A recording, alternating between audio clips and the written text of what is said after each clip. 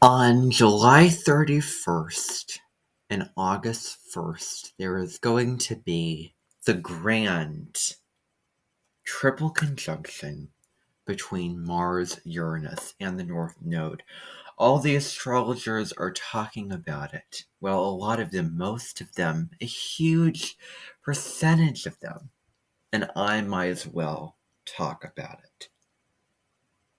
Now, I am not an astrologer, although I'm very, very interested in astrology, both predictive astrology, forecasting events, and also personal astrology about you and your natal chart and what makes you as an individual who is special, who has chosen to take part in life here and now and has a right to be, and what your own unique flavor in the ice cream shop would be. And so it's about time that I make a video, and this is that very video right now. So we've had one big moment at the beginning, sort of middle of, the first half of 2022. In the spring, April 12th, the grand conjunction of Jupiter and Neptune in Pisces. It was so spiritual and so mystical, and it was a wonderful opportunity to connect to a higher power and so many wonderful things. And I hope that what I'm saying isn't exactly cliche. But now we're talking about two planets in the North Node of Destiny. And so we have Uranus in the North Node, and Mars is joining Uranus. Now, does this sound familiar? I have another video about Mars and its significant aspects in the month of July 2022, and you can certainly check it out. And I talk about this conjunction a little bit, but I thought that I'd really put the spotlight on it, put the attention on it, because it's so significant. Why would I just bring it up in a part of a video? Why not make a whole entire video dedicated to it? So now let's get into it. Uranus was found during the French Revolution. It is the planet that is really taking us beyond what everybody knew, what a whole lot of people knew and exposed themselves to. You have your ego and your own individuality. You have your own emotional needs, sensitivity, and intuition. You have your mind, cognitive thinking processes, how you learn, Venus, your love, values, and it's also the planet of money as well. Mars, which is your goals and ambitions, actions, assertiveness, and drive. Assertiveness, that kind of thing. Jupiter, expansion, higher belief, fate, and global learning, global travel. And we have Saturn, which is hard work. It is the taskmaster that is demanding you to work hard for something that has value, and that the results of it surely, well, they come out on top and you get reward for it. But Saturn restricts. It presents luck and opportunity in the opposite way as Jupiter does. It's always saying, when you think that you're on top, there's always something more. And so then we move into the outer, more transpersonal realm of planets, and we get Uranus. And Uranus is all about, it's in all planets rule an individual zodiac sign. Uranus rules Aquarius. Aquarius is about freedom and sudden awakening, and so is Uranus.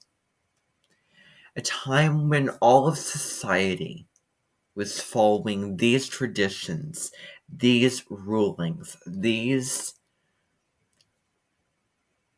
blocks that have been sort of set out, but then all of a sudden there comes lightning that flashes down from the sky and destroys everything. Well, not everything. Could it be everything? Everything that is dated, everything that no longer serves people, everything that does not have a place anymore. Because if there was no Uranus, if there was no Aquarius, you would probably find hominid people sitting and hogging away at meats that they have probably killed, got their hands on, and then sat down and enjoyed in a really wonderful way. Just sitting and being lazy and indulging, only looking out for the self and not the group. And then one group, and then another group, and then, well, we have unity in diversity. And so it takes Uranus to move all of us into the future, to move all of us into a new landscape, a new paradigm, a new perspective. And so realizing that as we're all part of the collective, we're all individuals as well, and we deserve to shine, to be free, to be totally our own self, to add a very, very unique piece to the puzzle, in which you can put all the pieces of the puzzle together, and you have planet Earth. And so some people might be more timid, shy, introverted. Others might be more outgoing. Everyone has their own sense of fashion. Everyone has their own sense of art, their own sense of foods that they like, cuisine that they like, country that they want to travel to, music that they like. And it's all part of the rich tapestry and fiber and texture. And some texture may be smoother, other textures may be rougher, but it's so important that it all blends together in a melting pot, and especially America, which is going through the U.S. Pluto return right now, where all of the shadowy aspects of America, anything that's been sort of put under the rug, put out of place, put out of context, put out of sight and mind, can come to the surface once again and become important and worth paying attention to and worth transforming. Not to become, this is huge with Uranus, part of that herd mentality that, oh, I must blend with each and every member of the herd and exactly follow by the book. No, that's not Uranus. Saturn is all about structure and routine, and you must carry on the tradition of your ancestors. You must win this race and see this red flag in the evening and celebrate your victory as ongoing generations and posterity will continue to celebrate, will continue to acknowledge. Uranus is the change maker. There's a system that is becoming ingrained in society. It's going to become broken up. And with this conjunction, most definitely. And so Uranus is liberation. I want to liberate myself. And so there could be a lot of potential for global unrest of structures and systems that were in place that need to change. It's also the planet of justice and equality. We've had, Martin Luther King, we've had Muhammad Gandhi. Those are just a couple examples of thought leaders and system breakers. And there's more to come, especially with this. So anyway, keep saying this conjunction, not really getting into it. And so certain, especially with the, war going on right now with Russia and Ukraine, that the Ukrainians have a right to call their country their own and stake their claim and have that kind of opportunity of where there has to be a sort of compromise that Russia can have its own country and Ukraine can have its own country and be sovereign nations. We'll see how that goes, necessarily speaking. But so anyway,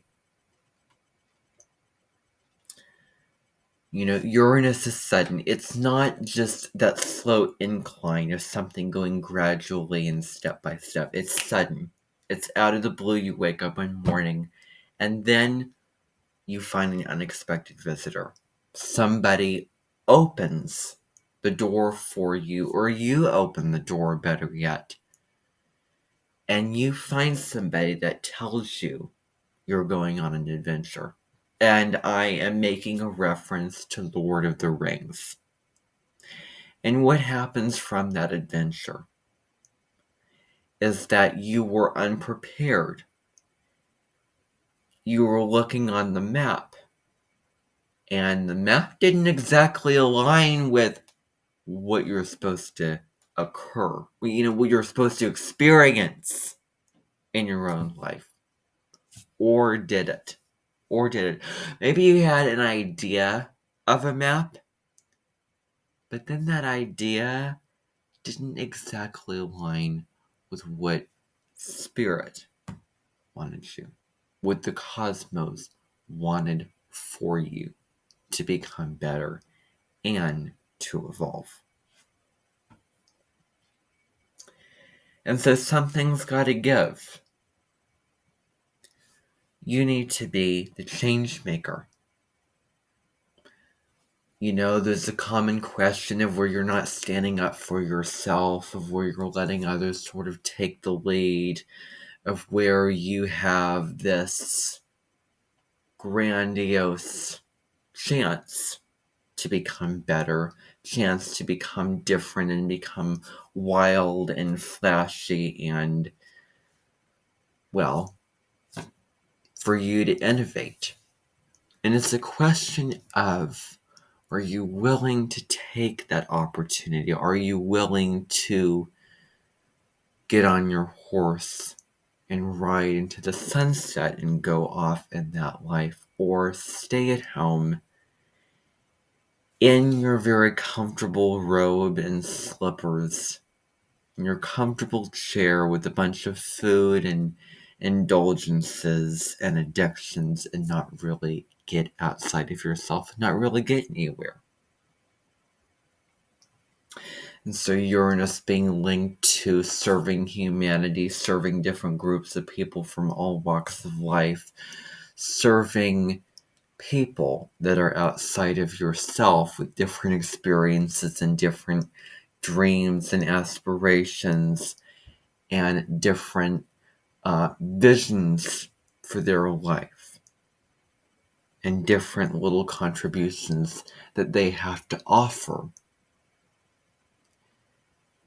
And it's not being closed-minded. It's open-mindedness to all of that.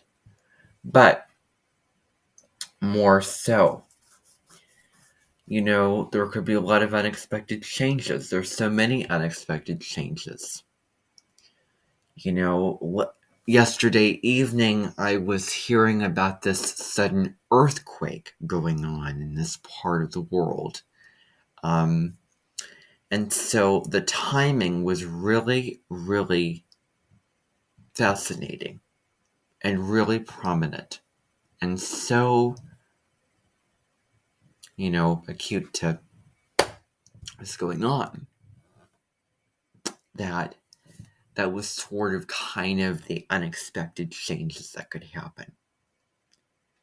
And so there's so many with the stock markets, with, so many different things. And I'm sure maybe if you're looking into this, if you're reading stuff about it, if you're watching videos about this where an astrologer talks about it, and they probably spoke about all of these different things before. There could also be shifts in terms of what we all value. Of maybe we're living in this house. We might want to relocate to another house and another living style. Like I know I have family who sort of lives in Florida half the year, Wisconsin the other half of the year, who have moved, relocated, downsized, upsized more than once because of changes in values. Changes in values, in terms of wealth and abundance, and sort of, could be eating, could be our, food or diet. It could be, a job, a position, a sort of niche, a sort of kind of, like I've spent so many years in photography when I'm now realizing that I might want to go into painting now. Maybe it's something similar, or maybe I've been looking into being a novelist. Suddenly, you're just going along your path, everything's running smoothly, and then it just doesn't resonate anymore. It just doesn't feel right. It no longer has any place. It no longer holds any weight. It no longer gives you that just, excitement and enthusiasm and, all those things. And so at the same time as this conjunction occurring in the sign of Taurus can be material things. And I learned something the other day about Taurus relates to our basic survival needs of attending towards, you can imagine all the different zodiac signs as being Aries is just, survival of the fittest kind of thing at the extremes. And then Pisces being, how do I want to merge with the world? How do I want to, dream something new into being? All these different types of things. I'm not going to go through them, but, that can come to mind. And so, Taurus being related to our values And it could be, material things such as, money, especially, food or, uh, living room chairs, coffee table, television. Um, maybe that's not an absolute survival need, but Taurus is very simple, very basic, and once it works hard for something and finds something and gains and earns something, it won't let it go. It will stick to it. It will keep it in the little corner and say, no, this is mine. This is mine. Why give something up if it's not easy to attain? And that ownership and that real kind of, healthy self-respect, self-ownership of something, is wonderful. And the North Node isn't pointing towards giving that up and not being stubborn and, et cetera, et cetera, et cetera, like it probably would the Scorpio North Node. But it doesn't just have to be material things. It can also be, immaterial things as well. And it could be just the beautiful plants. It could be, getting up if, you live on an apartment or wherever and going down to the beach and feeling the waves at your feet, or seeing, the beautiful starlit sky on an evening or night. Those kinds of things. Where it doesn't just have to be the, strong and sturdy, real, business stuff, or real heavy hitting and heavy earn type possessions. But it can be simple things in which are just part of nature, in which you come and you go, but they will always be there as things that you don't necessarily own, as pieces of joy, pieces of life, parts of life, of parts of serenity that you don't necessarily own, but you can enjoy all the same. And so many different types of things. And so it doesn't have to be just the money hungry workers be doing all their stuff and and being very powerful and very ambitious. It can really, really be winding down. And I was seeing a post by the spiritual YouTuber Aaron Dowdy, and he was saying wanting is different or opposite to gratitude. Gratitude is, oh, I feel like I have enough. I feel like I'm totally satisfied.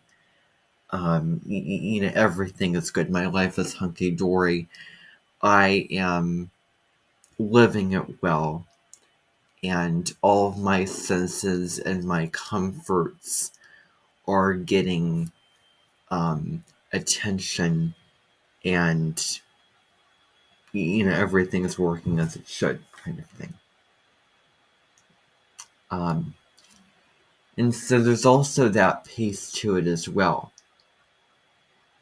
The Great Depression, where there was that stock market crash, and then everything changed from boom to bust, where there were so many innovations going on with the,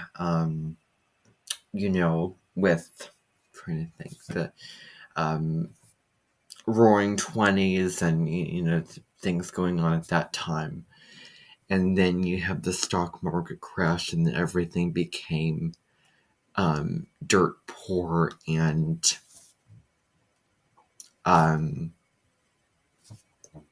that kind of thing went on, where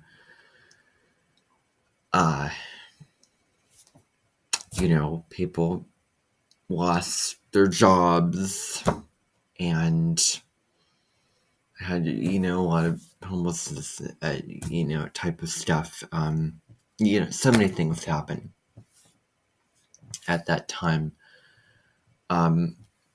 Women were dressed in very, very poor outfits of, clothes, of not having the money or resources necessarily to make a whole lot of really, really nice clothing. And I mean, it was decent, but it wasn't, high class or anything at an extreme. So clothes and, food, all these types of things, very tourist-related things. Those things may be really taken and sort of put in, like I think of washer and dryer, and it's just sort of getting in there, and it's sort of, going, loop-de-loop type thing. And this could also be, where are you stuck in your life? Doing this kind of thing, and, oh, this doesn't serve me, get unstuck. Self-sufficiency could be another thing of not, relying on others, not looking others for validation of, just a simple example of I am spooning ice cream into a bowl, and I'm asking somebody, is this enough? Do I have enough? Do I have little? Do I have too much? No. Determine that for your own self. And that could be one example of, like, sons of family who, live in their own house. And now it's kind of past the curb, and it's time for them to develop their own house and, living situations of cooking for themselves and tending to their own garden and, making their own money and, et cetera, et cetera, et cetera. Developing inner stability as well as material resources as well, of things that you can feel good about, objects that you can feel good about. And really owning your life. And welcoming in new ideas, new, things to come into your life, and not just sticking to the, just the way that it's always been, and sort of branching out and embracing what has not been, to go beyond the limits. Like, like when you're traveling, it's not just your house and the comforts of your backyard. It's also, going beyond, going in a plane, seeing the clouds and scenery outside. And it's also, I'm going to a new culture. I'm going to India.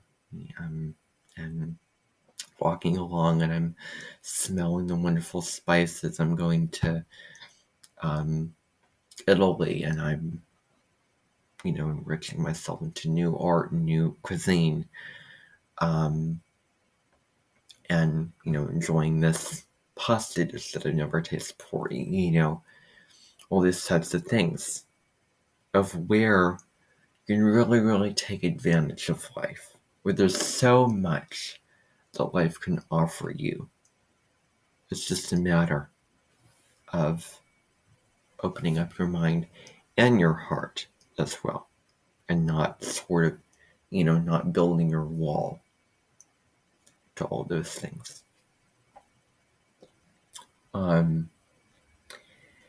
And so with Uranus, it's new technologies that could be there. Even this kind of a thing right here is a technology. Uprisings among people as well, since Uranus has to do that. unexpected visitors. There's, call it Baron Reed, who's an oracle card creator, intuitive, thought leader, spiritual teacher, music artist as well, author. She has a card in one of her oracle decks called Unexpected Visitors. And, opening, the doors, such as Lord of the Rings, which I referenced earlier. But so Mars in with the mix as well adds the impulsive streak. It adds the impulsive streak because Mars is very, very impulsive. It can see something and just go on it, go towards it. And it is that warrior energy of seeing somebody in distress and coming to their rescue.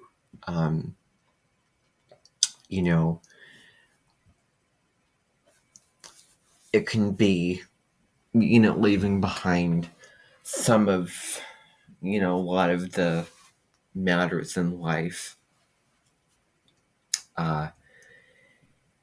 And, certain matters of life. It can certainly be, traveling off to another culture and abandoning family and so many different types of things like that.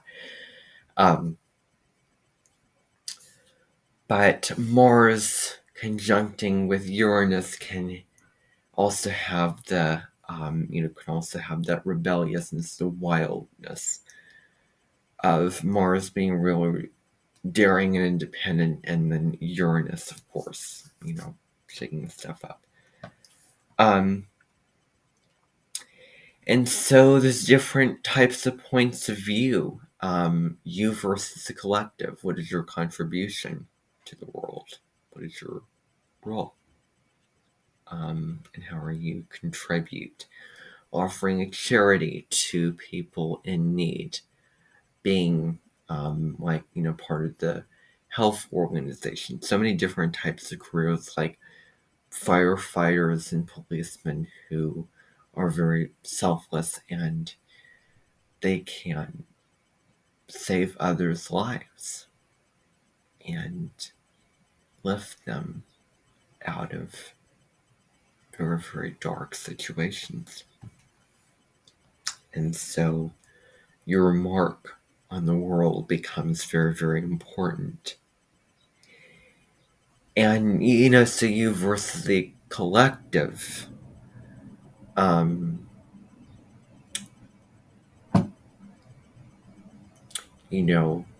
become CEO of a tech company, or just a wild example. Just a random example. So Mars conjuncting the North Node can really, really be initiating, stepping up to the, like could be the waiter stepping up to the table at a restaurant. How can I serve you? What can I do for you? But know you in your own life. You're taking action in your own life, not looking to somebody else to sort of start that fire for you, not looking to somebody else to, get you going, such as like with a parrot and a kid, with a bike and training wheels. No, take the training wheels off. It's time to take those training wheels off and then start riding down the road, biking down the road. You and you. Let's see what you can do. I want to see you on your own, you as one, you, the star in your own life. And so there's a thrust of momentum. There's a, there's a leap into action as well with this. Sort of, jolt out of bed where, we wake up some mornings and we feel like, oh, we need to get going. And we're Some of us avoid taking responsibility. It's just one issue. Rest of momentum, a leap into action, motivation. Mars is being very associated with motivation, personal willpower, confidence, and courage. Strengthening someone's capability or competence or ability, being very brave and bold as well, since Mars has to do with bravery. Mars being the planet of conflict, war. Well, I went way back.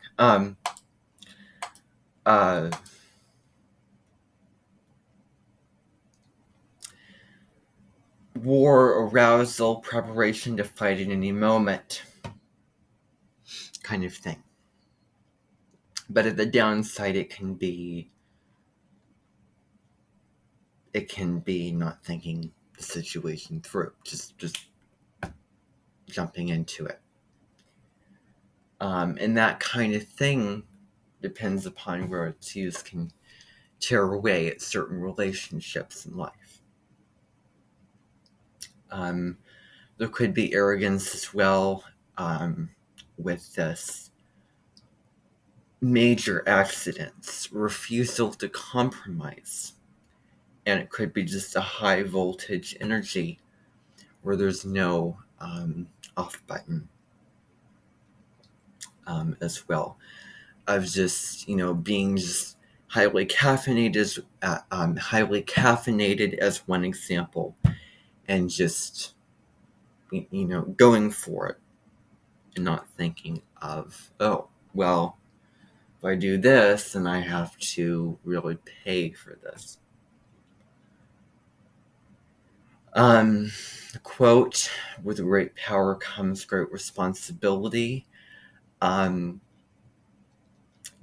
well, can be very, very daring and hardworking at best. And then with Mars Uranus, it can be very hardwired, letting go of limiting beliefs and patterns, and also rushing forward on a new quest of just, feeling kind of dull and feeling kind of, bored, and, now it's time to do something different.